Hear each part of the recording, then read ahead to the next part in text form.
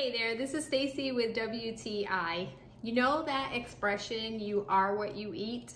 Well, that applies to our pets as well. So we decided this year to try to start feeding our cats a little bit better. We have one that's getting older, and I have to say she is quite portly.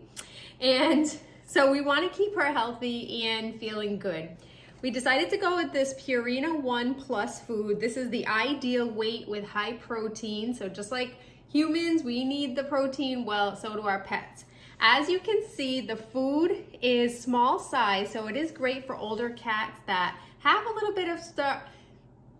As you can see, the food is smaller size pieces, which is really good because as our cat has started to get a little bit older, she has a little bit harder time chewing.